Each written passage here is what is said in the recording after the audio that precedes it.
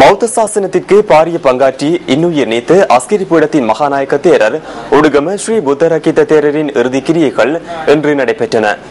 கண்டி police மைதானத்தில் அரச மரியாதையுடன் இறுதி கிரியைகள் இன்று இடம்பெற்றன. மகாநாயக்க தேரரின் பூதவுடல் இன்று நண்பகல் 12 மணி வரை மக்கள் அஞ்சலிக்காக வைக்கப்பட்டிருந்தது. அன்னாரின் பூதவுடல் தாங்கிய பேரணி கண்டி போலீஸ் மைதானத்தை நோக்கிய பிற்பகல் 1 மணிக்கு ஆரம்பமானது.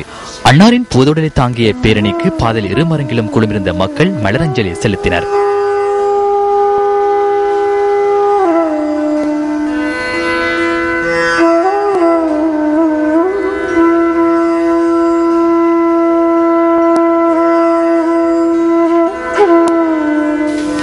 இந்த பேரணி பிற்பகல் 2:30 அளவில் கண்டி போலீஸ் மைதானத்தை வந்தடைந்ததும் அங்கு இறுதி கிரியைகள் இடம்பெற்றன. இந்த நிகழ்வில் பௌத்த மதகுருமார்கள் மற்றும் பெருந்திரளான மக்கள் கலந்து கொண்டிருந்தனர்.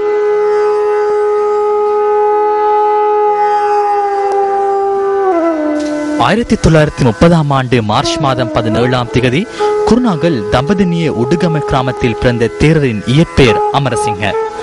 1945ஆம் ஆண்டு உடுகம ஸ்ரீ புத்தரகித தேரர் எனும் பெயரில் துறவரம் பூண்ட இவர் 1966ஆம் ஆண்டு அஸ்கிர பீடத்தின் சங்க சபைக்கு நியமிக்கப்பட்டு 88ஆம் ஆண்டு அருணாயக்க தேரராக தெரிவானார்.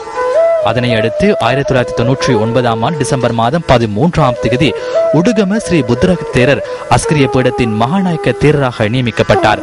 அதன் பின்னர் பௌத்த மதத்தின் மேம்பாட்டுக்காகவும் சமூக முன்னேற்றத்துக்காகவும் அளப்பரிய பல சேவைகளை ஆற்றி மக்கள் மனதில் பதிந்துள்ளார்.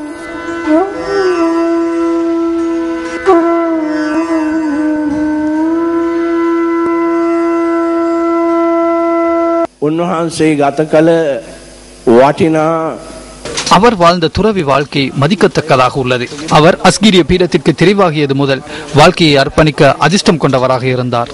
බලවත් කැපවීමකින් සිද්ධ කරන්නට වාසනාවන්ත වුණා. අපි ශ්‍රී ලංකා රජයේ විදිහටත් ලක්වැසි ජනතාව විදිහටත් இலங்கை அரசாங்கம் என்ற வகையிலும் இலங்கை வாழ் பிரஜைகள் என்ற வகையிலும் நாம் மிகவும் கவலை அடைகின்ற ஒரு சந்தர்ப்பம். பௌத்த சாசனத்துக்கு அவராற்றிய சேவைகளின் ஊடாக இலங்கை மக்களிடமிருந்து மாத்திரமல்லாது உலக மக்களின் ஆசீர்வாதம் அவருக்கு கிடைத்தது. இன்று நாட்டில் இருக்கின்ற இளம் மதகுருமார்களுக்கு இன்னுயிர் நீத்த தேரரின் வாழ்க்கை முறை சிறந்த முன்மாதிரியாகும். අපවත් වදාළ මහානායක ස්වාමීන් වහන්සේගේ උතුම් වූ චරිතය මහා ආදර්ශයක්.